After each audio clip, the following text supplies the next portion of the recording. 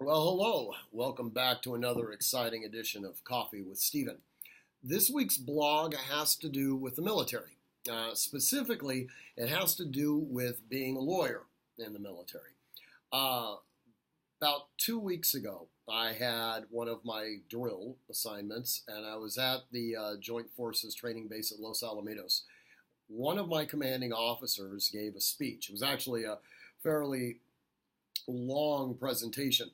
But at the very beginning of the speech, he made a statement that really kind of caught me off guard. He said, "Wear your rank as though it's the last one you will ever have." And at first, I really didn't understand what he was talking about, but that phrase at the end of that lecture took on an entirely different meaning. And it translated also into the civilian world. We tend to be very, very focused on our next level of improvement. We tend to be very, very focused on how we're proceeding, how we're progressing. And candidly, a lot of the things that we know we should do, we tend not to do because of potential drawbacks associated with promotion or even to the extent of damaging our own ego. Anyways, that phrase has become somewhat of a mantra for me, specifically as it relates to the law. We've had a number of individuals that have come to me and asked questions about whether they should do X or whether they should do Y, whether or not being compliant with, AR-15 registration would be a good idea or a bad idea. And many of you already know my position on that. Unfortunately, a lot of times, especially when it comes to things like off-roster guns or things like that, people will get upset when they understand that what they're doing is not necessarily legally compliant. Or they'll try to figure out how they can subvert the law, things like that. And I am put in the position of basically having to tell them, look, you can do whatever you want to do. I have no power to compel you to behave in a certain way.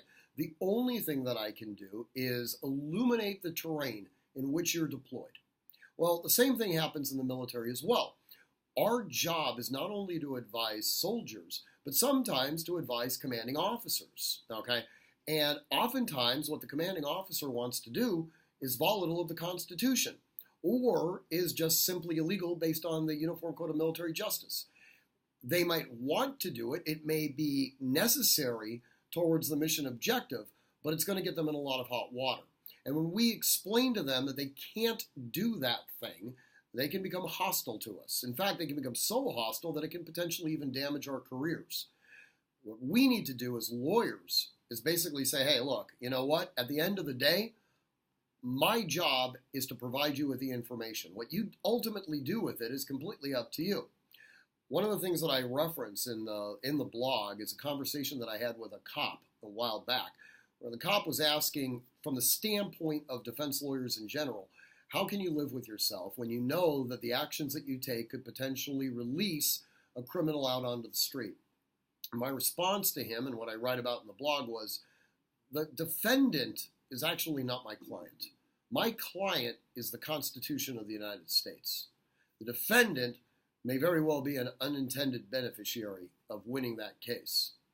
Anyways, read the blog, see what I had to say. If you disagree with me, that's fine too. As always, you can send comments to me at stephen@artemishq.com. As always, train constantly, train consistently, train with purpose, and above all else, be vigilant.